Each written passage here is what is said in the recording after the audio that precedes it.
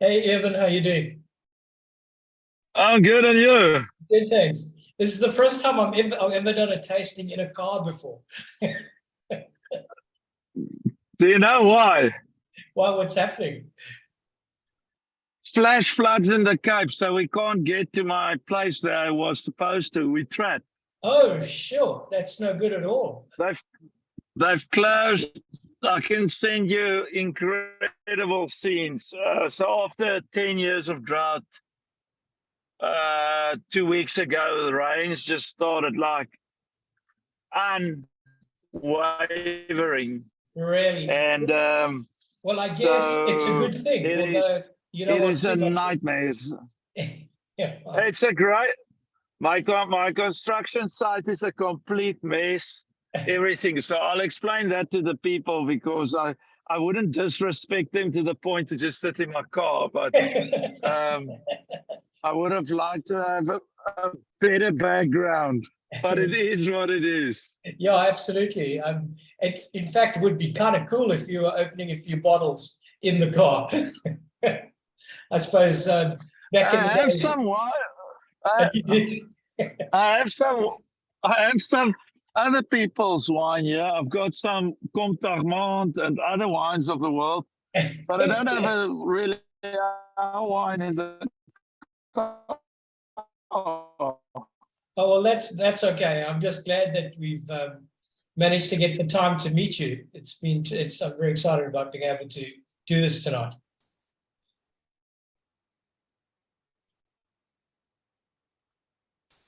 Yeah, no worries. I realize that you don't get to this part of the world terribly often. I'm trying to find the best. No, I try and avoid this part of the world. I'm here with. He's also into wine, so yeah. No, I don't travel that much anymore. Yeah, picked up quite an adversity to it after such a long time of.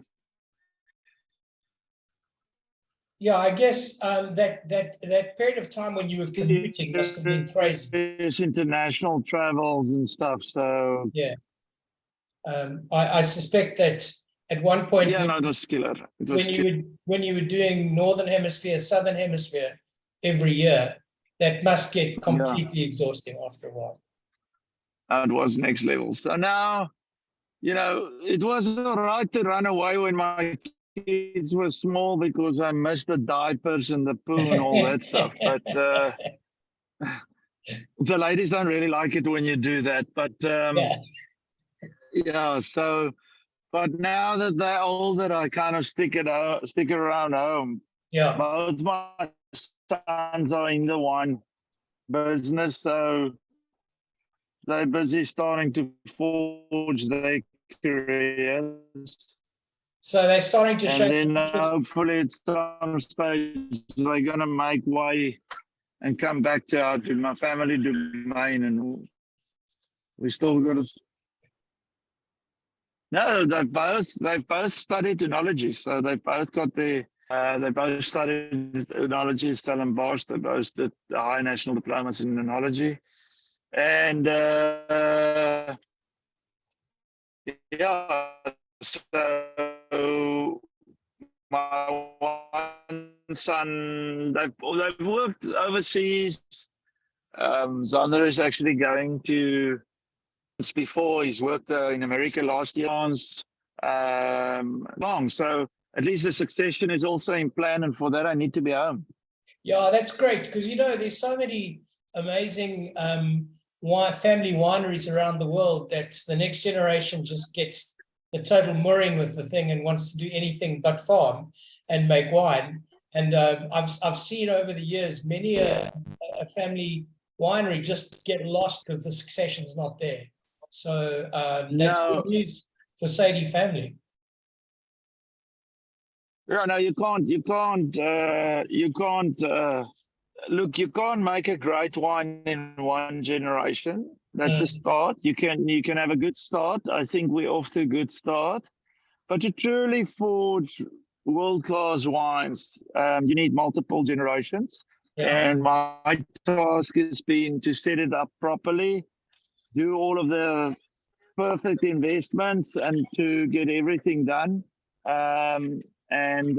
Also now it's part of setting it up properly is also to set up the children properly and all of that. So the next generation, because if you can't get a succession plan in place, it all doesn't matter. Yeah.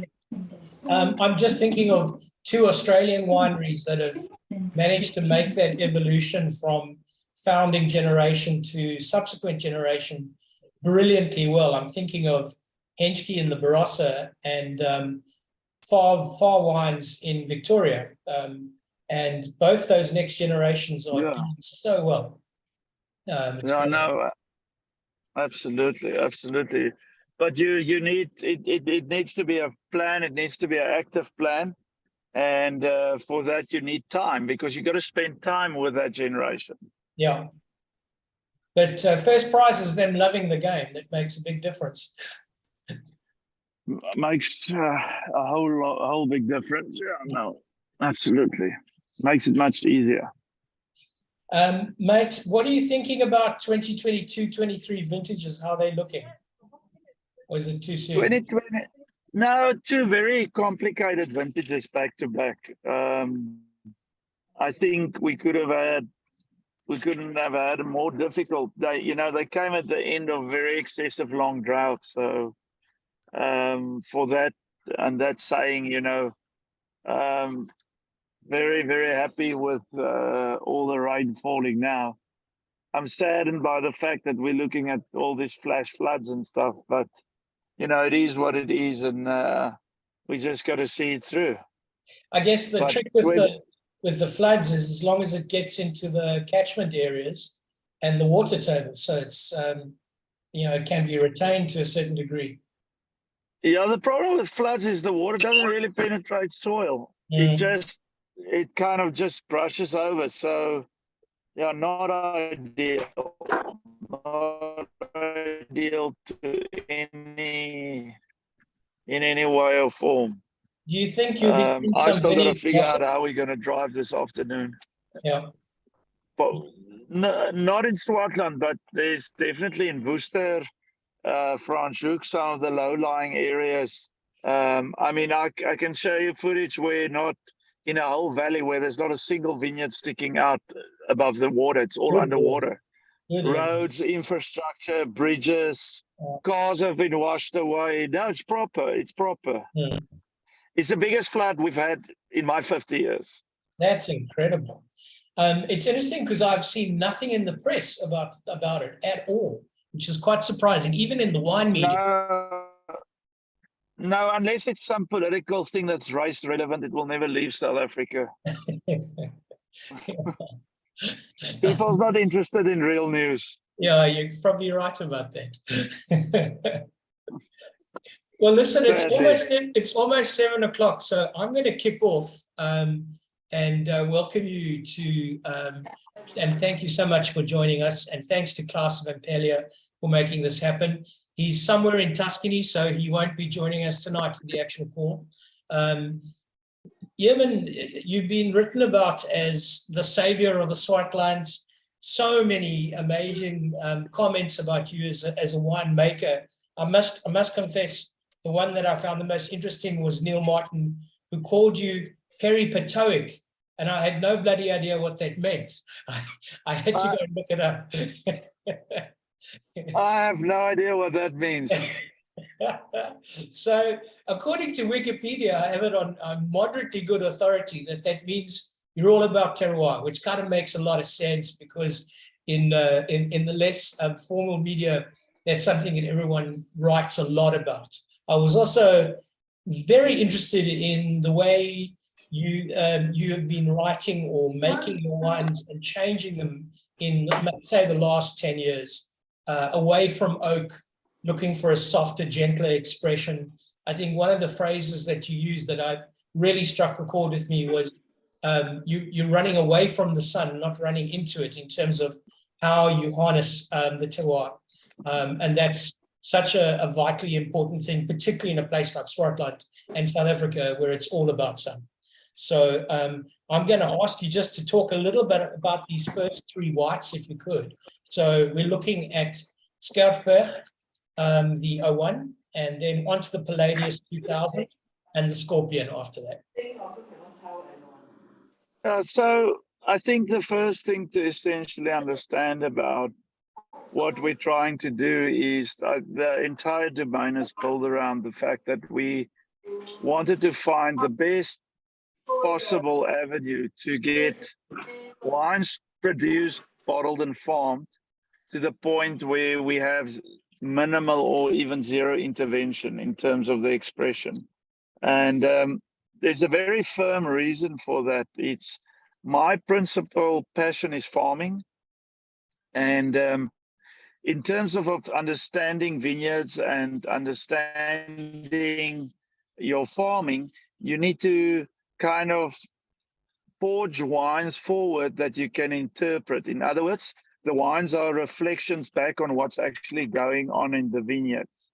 And so in all of our winemaking over the last 20 plus years, we've only really made two changes ever in our winemaking. We make changes, like all our white wines and all our red wines, we make all the same. Because when we look at our wines, if we set out, I think we work in total with 54 vineyards at this point. When we put 54 vineyards on a table, when we look at them, we want to know and make sure that when we look, see, and compare them and interpret them, that what is in the glasses is comparable. Any clinical trial that you're involved with, anything of that nature, the most important result of anything in a trial is the control. So the 0 point or where you measure from. So all our white wines and all of our red wines, we make exactly the same. And for us, it's fundamental because when we sit with our wines and we sit with them twice a year in the winery, and then I sit with my whole team and everybody that's involved and a couple of our consulting guys that's also helping me and working with me. When we look at the wines, those wines have to be mirror images of what the terroir is about on the individual vineyards and slopes and even the microclimates for the variable years. So in the domain, we basically make two signature wines, and those are Collumnella and Palladius. And they are wines that are supposed to encompass and kind of represent all of the Swartland. So they are what we call regional wines. And then the other wines, the single vineyards, for the lack of a better word, are district bottlings of very old, significant, and most important historical vineyards in those districts. And they make up the Old Vine series. So they are snapshots of just one vineyard. So to talk about the first one, the Skerpion is a vineyard that is based out in the Swartland on the most northwestern corner of the Swartland. So it's the most northwest perimeter. It's on the coast and it's limestone soils, which is very rare to find in our area. Incredible limestone soils. And on those limestone soils, they're right next to the ocean. So they're very, very climatically stable because of the water mass influence. Not very high day-night temperature differentials, but the wine's definitely very, very salty, very mineral for that matter. And so when the people joining us on this tasting, when they taste through the wine, the first wine, the Skerpion, and they're going to swill it in the glass. They're going to get these salty, saline, very mineral, extremely dry palate, and some honeysuckle lime near wine, the Skerpion, but that derives from the limestone soil. And when you look at limestone soils across the world, be it Sadlie, Marceau, be it the soils of Champagne, they're all soils that deliver these very strict linear wines. And I hope that the wine that you're tasting in your glass, in a way today or tonight, Singaporean time, that the wine will show that salty mineral saline aspect. Yeah, the saltiness is there. What makes it really cool is this kind of glycerine oiliness that seems to interplay against the saltiness. It's two very distinct influences coming to play in the wine. You got the flavor of the saltiness plus this textural impact, which is a fantastic kaleidoscope of influences and expressions in the glass. It's really fantastic. Yeah, the glycerol, the vineyard was planted 70 years ago. So it's a properly old vineyard, and it is a complete mixed planting of Chenin Blanc and Palomino. And the racy acidity,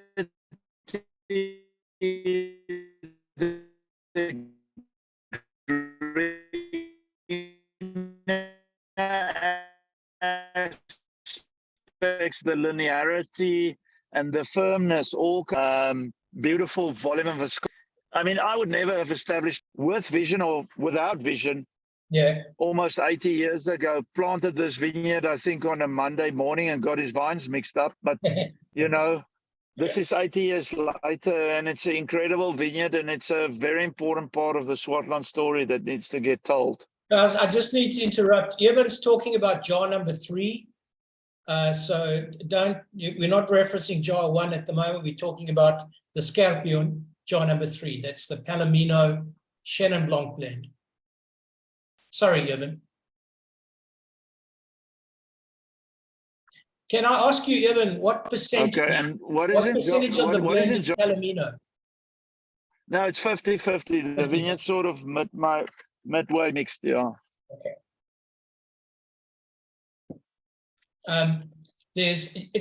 I've seldom come across this as a particular blend, but as you pointed out, being a single site, that's what the site is giving up, and so that's what you're producing, which is so great.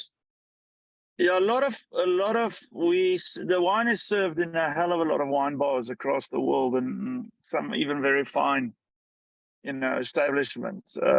It's usually served, as you can imagine, with shellfish, be it razor clams, oysters, because it has this linearity and firmness, and it's the palate synchronization with oysters and shellfish on this wine is just phenomenal.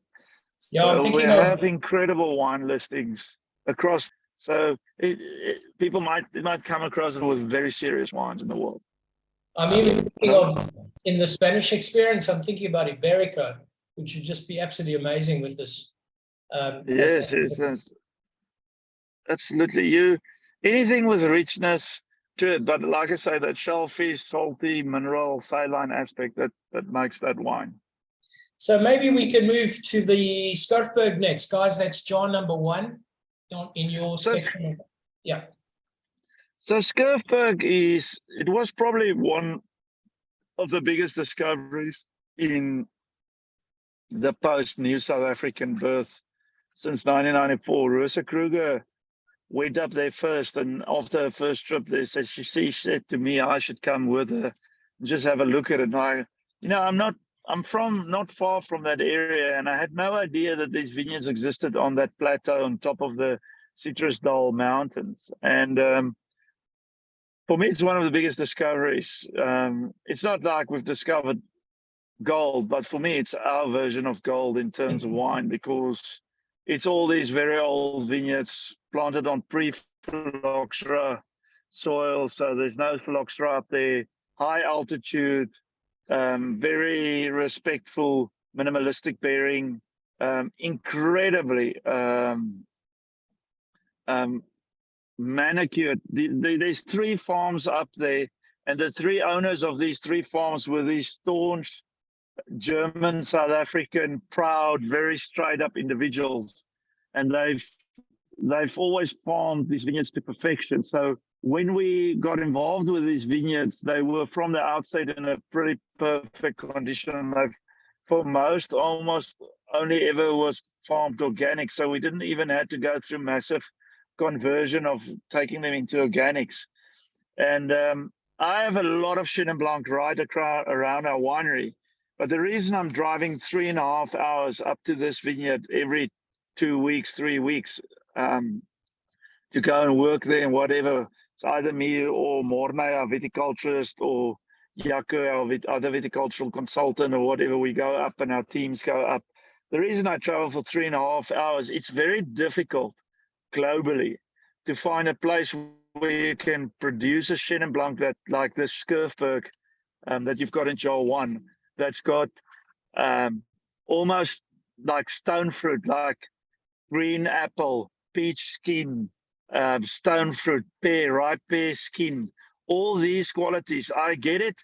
I actually saw for the first times these qualities very firmly in the 2021 wines bottled by Domaine Huet in Vouvray. Because the 2021s in Vouvray were it's some of the most biggest quantities of dry whites they ever made in that part of the Loire. And it's that same, it's very difficult to capture those characteristics in Chenin, where it's this stone through saline, very linear, very firm. And then yet on that wine, again, some minerality, saltiness, and drippy tannin and texture. So that site is just to behold. Unfortunately, we produce very little of this wine. So on allocations and availability globally, big problem. But I'm just glad you guys can all get to taste it.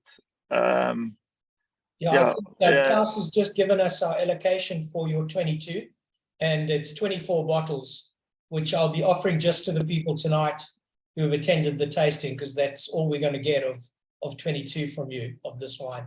You know what's so brilliant for me? You talk about UA. I can see similarities right along in the phenolics, the palate, and the textural construct of Huey. There's that crunchiness, that feeling of that sort of bite to the wine that reminds me so much of what they're producing. It's really extraordinary.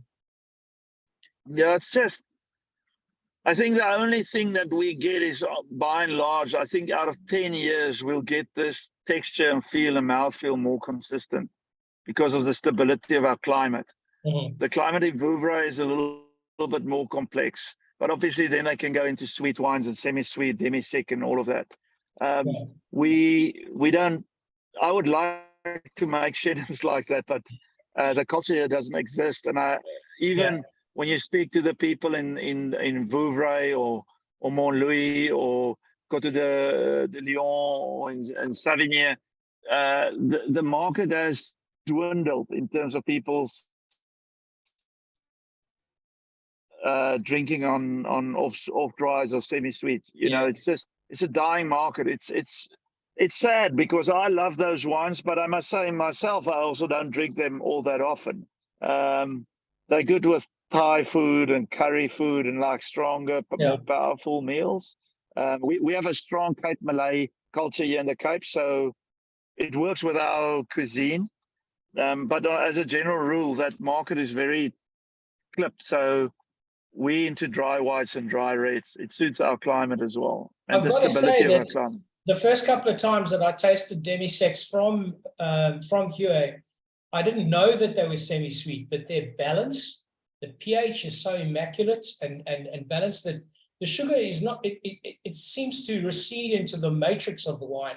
It's not something that dominates the wine. No, absolutely. We can't pack the same volume of acidity. So when we try and produce the off-dry style of Chenin in the Cape, it's almost impossible because we don't have enough acid and we don't have low enough pH so that we have that drying out effect of the sugar and the viscosity. So our wines, when we go for that style, end up being a bit fat. And so we leave that to the masters and to the guys in the Loire. But when it's about dry Chenin, then the Cape has some of the best in the world on offer. Yes, as a category. I haven't raised it with you, but I had a bunch of people at Vin Expo 2 weeks ago, from the western part of Australia, who are wanting to do an assemblage of Chenins here in Singapore. So I'm hoping to persuade Klaus and yourself to let us pour some of your Chenins at that assemblage. They're very keen to put the Swart Blanc next to Margaret River and see how they compare. I know that generally speaking, when one talks about terroir out of Margaret River, it's probably closer to Stellenbosch than it is to Swartland in terms of climatic conditions. Yeah, no, for sure. But So, Margaret River is an incredible place. I love that place. I think also it's probably the place in the world where some of the best Chardonnays in the world's made outside Burgundy. Yeah. So it's a remarkable place viticulturally. Yeah, for sure. In fact, in 2 weeks' time, we're doing a big showdown here in Singapore of the best Chardonnays from Margaret River in one dinner, which I'm a little bit scared of. We're doing Lewin and Mosswood and Voyager and Evans and Tate and a whole lot of wineries, and it's a little bit similar to this, where everyone's on the Zoom call first, and then we have some dinner afterwards. But sorry, I'm talking too much. Let's go on to the Palladius, if we can, Eben. The Palladius is, I think there's, in terms of that wine, that's our signature white, and I think the first thing that's amazing about it is I think there's no other wine in the world like it. So it's definitely in its makeup and demeanor. It's a unicorn in terms of the Southern Hemisphere. It's a blend at this stage of 11 grape varieties. It's a resemblant blend of 17 vineyards across 11 varieties at this stage in the most prolific soils of the Swartland and what I think is the most the better vineyards in the Swartland, if not the best.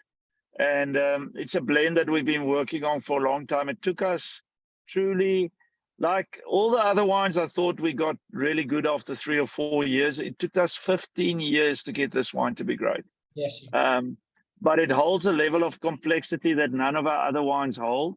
I think it's because of the makeup of the varieties. The grapes are, because our area is more Mediterranean, we got a lot of grape varieties that excel in our climate. And historically, the big white wines of the Swartland have been white blends. And in 2015, we took all of the wine out of wood as well. So the wines are only fermented in concrete tanks and clay amphora. For 12 months, they age on their lees. The amphora breathes slightly slower, and the osmosis is slower in the amphoras because we have high temperature, thick skin baked amphoras. The concrete tanks, eggs for this, in this instance, the concrete eggs, they breathe slightly faster. We put usually our more reductive versions in those concrete eggs. And in 12 months, we rack it into big old foudre that slows down the aging. And the entire blend it's obviously all the white grapes, a whole bunch pressed, aged in these concrete eggs and clay amphoras, 12 months to big foudre. And then the wine is a blend of Chenin Blanc, Grenache Blanc, Marsanne, Roussanne, Viognier, Semi-Blanc,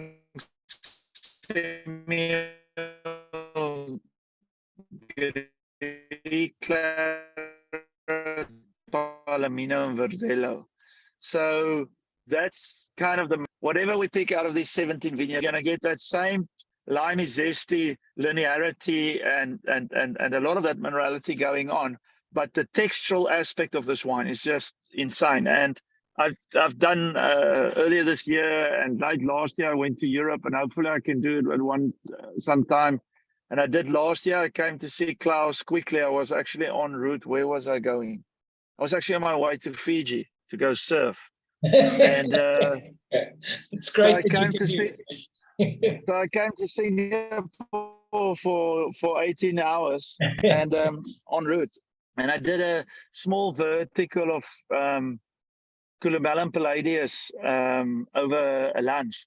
And, you know, when you open the old Palladius wines, the first bottlings, that's like 15 or 16, 18 years old now. Those wines are just firm and bright and texturally still so alive. So it's a wine that's made for aging.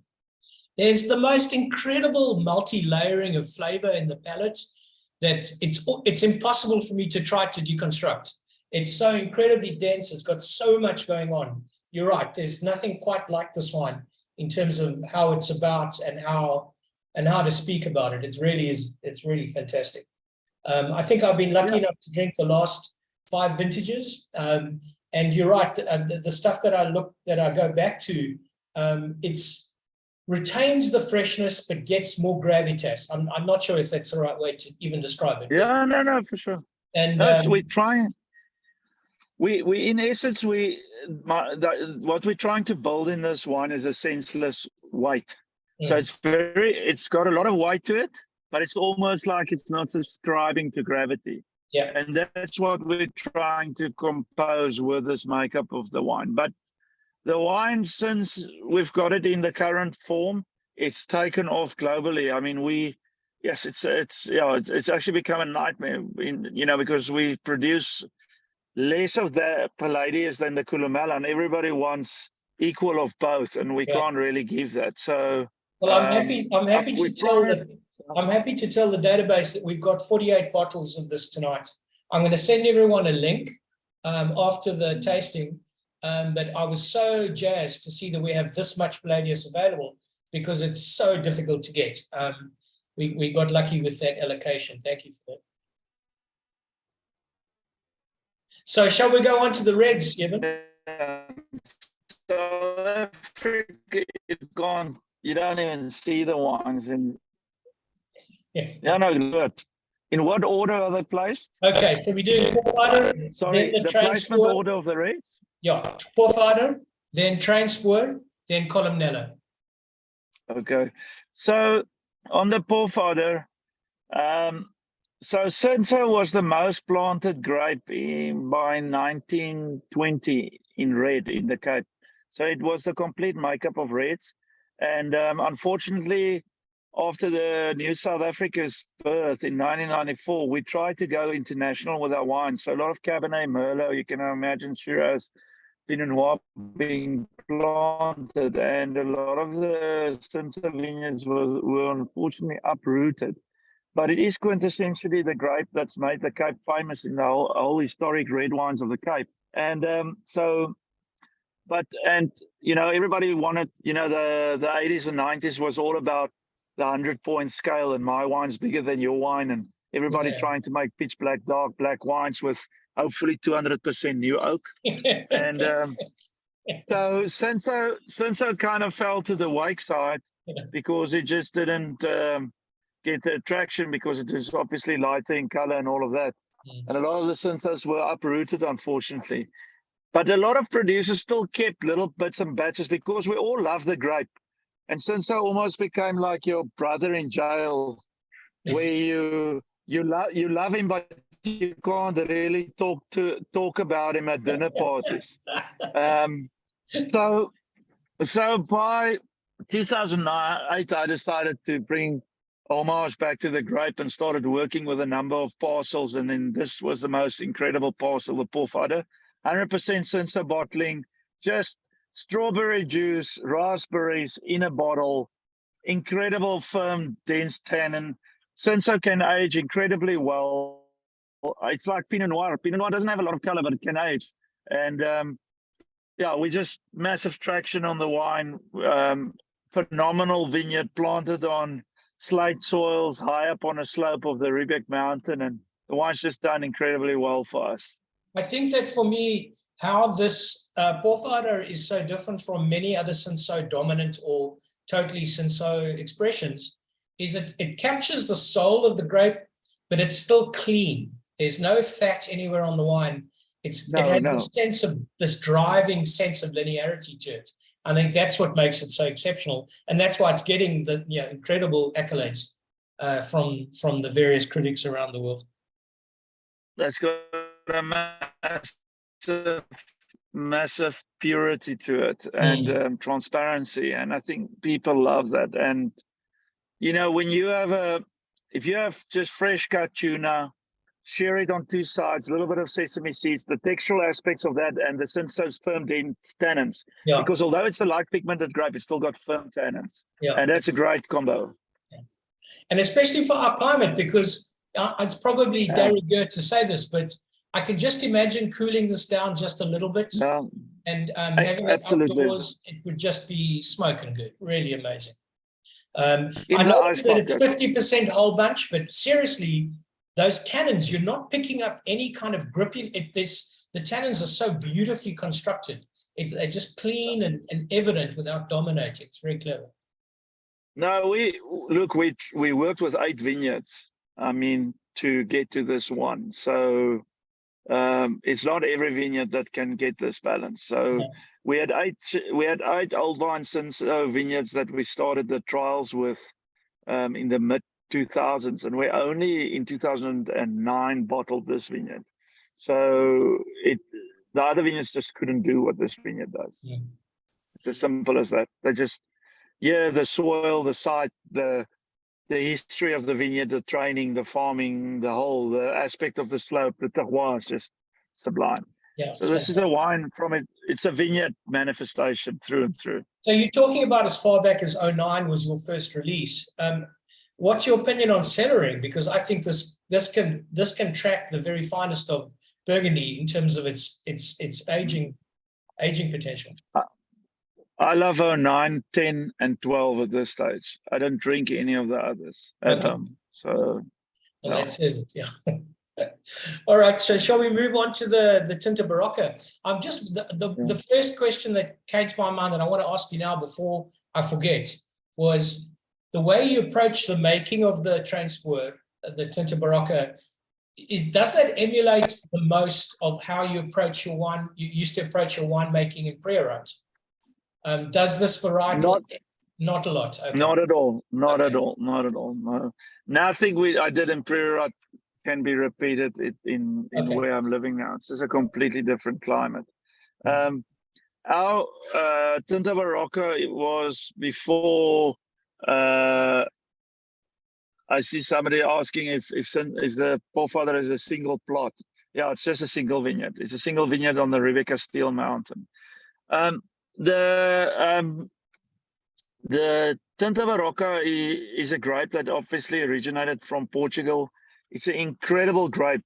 Pre-phylloxera in Europe, it was the most important grape in terms of high quality wines in the Douro. But after phylloxera, with the recessions and working on the slopes, farmers started to plant Tinta Francesa, Touriga Nacional, Tinto Rorish, Tinta Francesa, all these things that were heavier bearing, Tinta Amarela, to give yield. But Tinto Barocca is the lowest yielding of all the Portuguese grape varieties, but at the same token makes some of the most incredible wines in terms of composure, density, texture, all of that. So all I can say is that it's a grape that produces, to my mind, some of the most big game mentality wines in terms of age worthiness. And when you drink this wine, you've got to think about Piedmont, like the Nebbiolos from the Lange Mountains, that kind of vibe. Yeah. That is this wine. And this graphite, dark licorice, still with a lot of fruit purity and perfumes and violets and all of that. The linearity and the stealthness of this wine just makes for a wine that you must age. If you don't, you can drink it young, you can decant for 2 hours or 3 hours, but I think the best thing is you put this wine down, you wait at least 6 to 8 years, but you'll have an incredible glass of wine to drink then. It's my favorite almost of all our reds. There's the generosity of spirit, just tasting it. It's like a big hug, it's just this enormous wine that kind of grabs you. It really is incredibly beautiful at the same time. Drink the most of them. Yeah. Yeah. So Wild centering, game and you everything, reckon a 10 or 15-year view is probably the right way to go with this? It will age beyond 30 years. That's not the problem. The thing is, people don't have space. They don't have money. They don't have anything to age wines like that anymore. No, I don't think I don't think I'm aging another 30 years. That's for sure. Yeah. So yeah, I have a customer that every year he buys this wine from me, the Treinspoor, and I always said to him, John, this wine's going to need 10 years. He says, yes, even I'm so old, I can't even afford to buy green bananas anymore because I don't know if I'll be around to eat them. But he says he can't help himself. He just loves this wine. Yeah. And yeah, but if you want to drink it younger, you need to have cured meat, a lot of yellow fat, and flame grill it, and then have like a solid piece of meat, mashed potato. To see the true sophistication of this grape, you need to give it time. Yeah.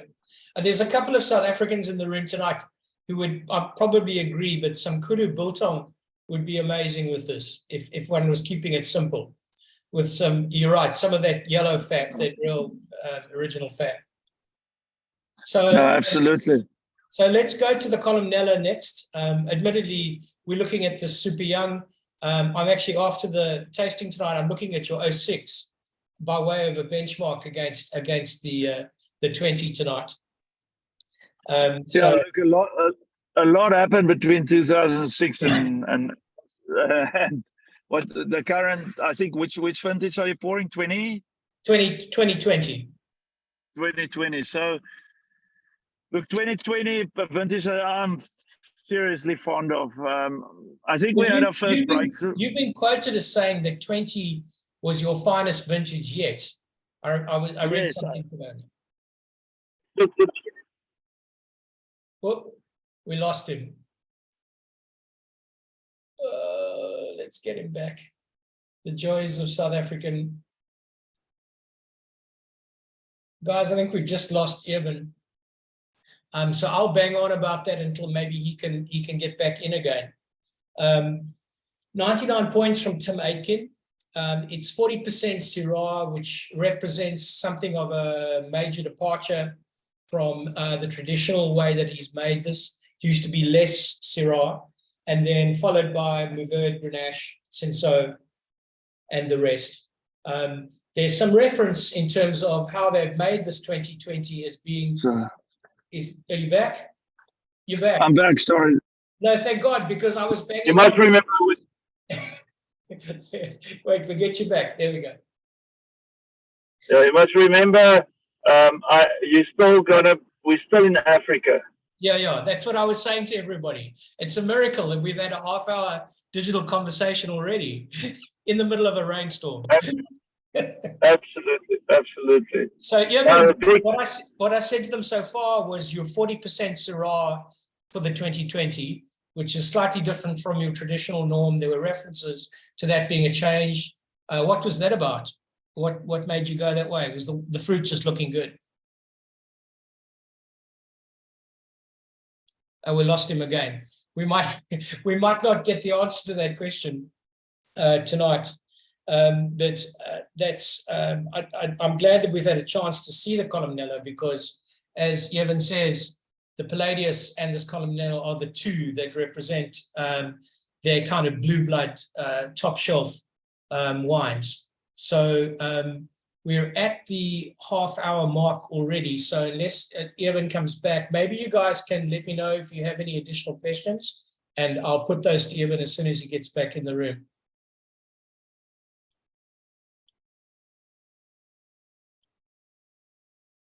No questions from anybody. Can we get a vote for wine of the night from everybody? Actually, Robert, this is right. Sorry, who speaks? Sorry, who have I got? It's Dan here. Oh, hey, Dan, how you going, mate? Man. Also, guys, South Africans, we know Eben's territory very well. We also surf a lot when we're back in Cape Town. Oh, okay. Robert, I wanted to ask him a little bit about climate change. Good, yes, here he is, he's back. Eben, climate change is the question. How's it, Eben? This is Dan, and this is Dom. Hi. We're actually originally from Komaki, but live over here in Singapore. Oh Question. my word, Komaki is my favorite place. Mine too, but I can't afford to live there. That's why I have to live here. Yeah, but sometimes you just gotta work a little bit harder to stay where you want, huh? Very true. We're getting Start there. punching 18-hour days and live where you want. Exactly, and surf some more. We're back in July. We're up to J Bay as well. I wanted to ask I'm you. on my way to J Bay actually later. Well, we might see you in the water, my friend. You mentioned climate consistency earlier. You're sitting in a flood. There's been massive droughts in Cape Town, as we all know. And the question I wanted to ask is, have you, and there's El Nino next year, have you seen Cape wines change in your time with climate? And how do you see them changing going forward, specifically, obviously, focusing on the Swartland? Well, I think obviously it's not just for Swartland; it's global. You have the Germans in the Mosel struggling to make the Cabernet style of Rieslings. You have the Burgundians with 15 alcohols. You start getting deliveries of your 2020-21 Barolos and Barbarescos. You're going to see 15.5 on the label, which means they're probably 16. Yeah. And you're seeing it all over the world. I always thought that we would be affected more than some of these European traditional areas. But as a matter of fact, I think the South Africans, we've been dealing with heat and drought for a very long time. It's not hydric stress and droughts part of our upbringing. So we have pioneered cover cropping in the world. We have been working with mulching, vineyard pruning techniques changes, leaf canopy management alterations. We've been for a long time, we've been battling this thing. And I think in the Cape, the effect is even, on paper it should be worse, but it's actually better because of the human understanding of the condition. I think the Europeans by and large are a bit sleepy. And I say it in a respectful way because I worked for many years in Europe in some very prolific wineries and domains and whatever. But things have been very easy there. So, and the bank accounts there have a little bit more spare to them. So you're just a little bit more relaxed. Africa can never be relaxed. You've got to be proactive. We've got a proactive way of dealing with things. We don't look at things too long. And I think in South Africa, we definitely have dealt with it much better. But most certainly, wines will get a little bit warmer and drier, and tannins might get slightly drier. And I don't know if it will all be plain sailing. But for by and large, I think the base of things in the Cape are actually very good. We don't have that alcohol drive jump and whatnot that you can see places like Burgundy or America or some of the other parts. And I think that's still a positive. Awesome. Thank you, Eben. Thanks. There's a question from Wamoon about the vine age of the Pofadder. Those vines are not uber old. They're about 43 years old this year. So for us, that's not old. Hell yeah, that's about 15 years ago for me. Exactly. I'm also 50 this year. So you start to look at things from a different angle. Yeah, true. So Eben, any thoughts about what happens to Sadie family in terms of any new projects, any new developments on the horizon? Well, I'm busy with a massive project. I mean, we're busy taking, because of our energy crisis in South Africa, but ours is not because of the Ukraine war. Ours is because our government's got a complete inability to plan an hour ahead. So we have huge energy issues. So I've decided to take the winery off the grid this year. So I'm busy with the huge solar development, a solar farm Actually had to buy a piece of land next to our property to put up the solar panels. Doing a solar farm, taking the farm off the grid, doing that this year. Couldn't happen in a worse year because we're also building the actual cellar. We historically always made the wine in our packing sheds and logistic areas and all of that. But saved up for 22 years now. We've just launched the new winery construction, so we're busy with quite an extensive winery build. It's going to be beautiful when it's done. So the new winery is going in. The last 15 years, I've planted pretty much everything I wanted to plant.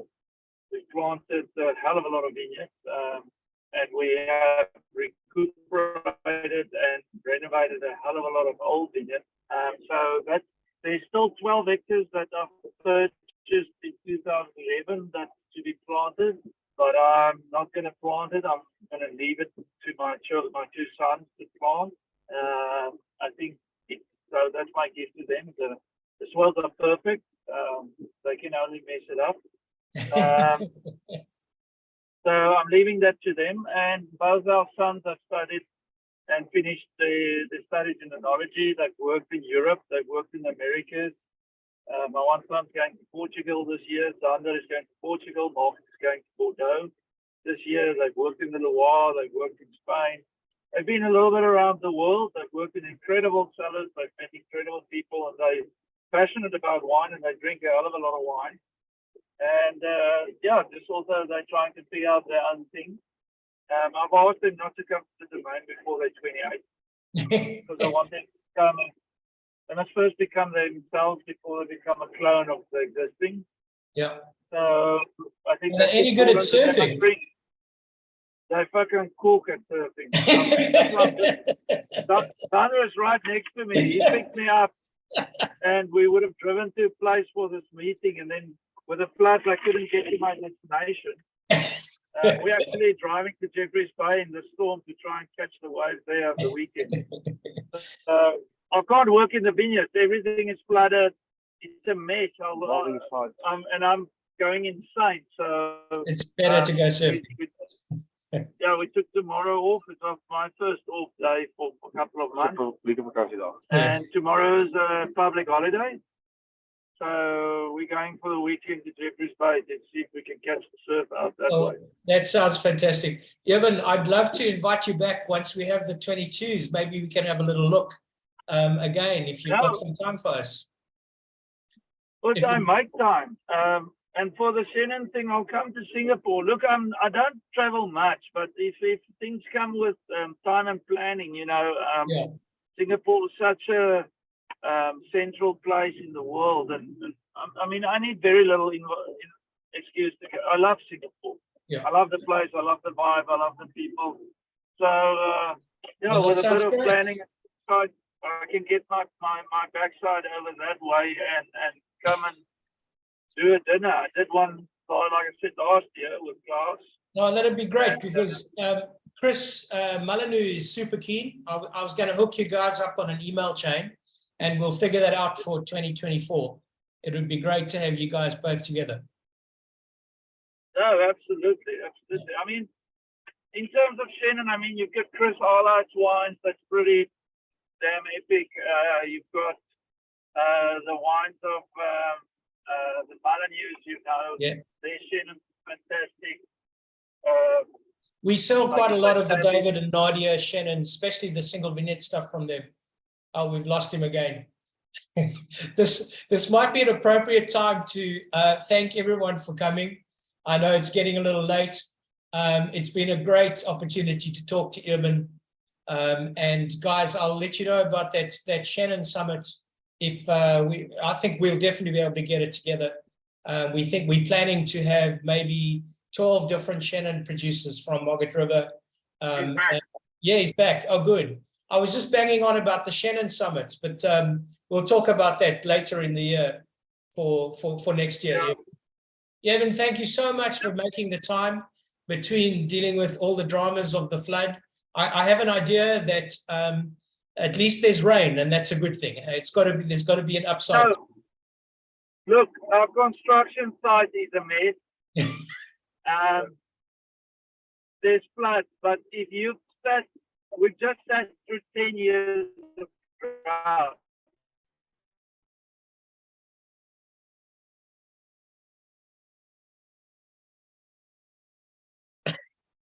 I'm not saying a thing.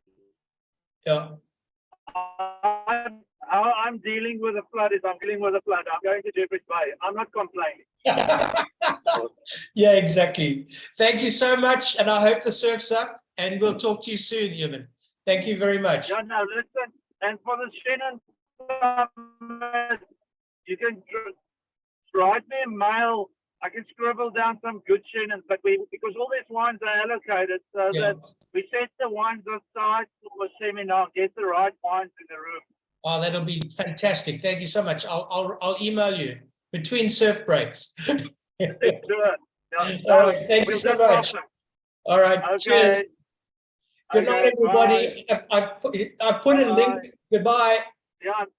Thanks for all your support. Oh, of course. Of course. Thank you very much. Without you guys, we can't do this. So, guys, I put a link in the chat for all the wines that we've got available. I'm going to send a recording out as soon as it's uploaded to YouTube, so you can see a recording of the tasting and purchase what you'd like to buy from tonight. That's everything that we'll have until the 22s come out. Unfortunately, no more Skurfberg, but we only have 24 bottles of the 22. It's strictly an allocation. But thank you all. This was a fantastic tasting. I was a little worried that it might feel a bit much like COVID, but thanks to Eben, that didn't work out that way. It definitely didn't feel like COVID. So thank you. Robert, before you wind up, can I ask you one question? Yeah, sure. I first tasted this wine, I think, about 6 years ago in London, and I was quite curious to find out how did they make the big time? I mean, was it London that helped them put them on the map, or? Oh, well, the background, Eben used to work for Spice Route. The Spice Route is a big producer in South Africa. And he then decided to start buying up these small plots of vineyard or leasing or getting the fruit from these small sites. And he now has 54 sites around the Swartland. And certainly dominates the spectrum. If one's talking about the Swartland, Eben Sadie is part of that conversation. So it's actually grown even bigger than he is in terms of what it means now as a Chenin producer. And I didn't have a chance to speak to him about this constant reference to how he echoes Rhone as a style. I think that he's gone a bit beyond that now. He's making wines that are reflective of him and not just all about Rhone. His big claim to fame, I would suggest, might be largely in part with him starting up Terroir Limit in Priorat. He started to phase himself out of that back in 2010, if I've got the dates correctly, but Terroir Limit now is a monstrous brand globally. So I would say that was a big hockey stick for him, the success of that brand. Rags, have I lost you? Sorry. Well with the clarity of your response. Oh, okay. So yeah, I mean, the man is super good. I think how he differentiates himself from the rest of Swartland is this clarity. All of these reds, so many of the South African reds from the Swartland have a kind of, it sounds like a generalization, but a lot of them are kind of quite clumsy. Whereas his wines have this purity, this kind of direction and linearity that's really extraordinary, especially in the Chenins. I think they're amazing. The highlight for me tonight was this Chenin Palomino blend, completely off the charts. I'm mad about it, and at a relatively affordable price point as well. So I hope that answers the question. Thank you. Thank you. You're welcome. Alan, you had a question. No, it's just a comment. You're right about Eben, but also I would add there are a couple of very knowledgeable UK wine writers about South African wines. Yeah. Who really appreciated what Eben was doing, because he was one of the first, and they wrote a lot about him in very influential circles, and they continue to write highly about him. So it was a combination of all of the things, but there were people that recognized the talent, and not just of him, but some of the other Swartland winemakers as well. Oh, yeah. It also helps, I call it the Paul Newman effect. Eben is so good at talking about what he does. Oh no, yes, he's very good. If only every winemaker could talk about as easily as he does about his wine and why he loves it. It would make our marketing life much easier. All right, guys, I think that's all the questions. So thank you so much for coming tonight. It was fun, and hopefully it looks like he's going to come next year, which will be a fantastic event. So you're all invited. Thanks, everybody. All right. Bye-bye. Good night.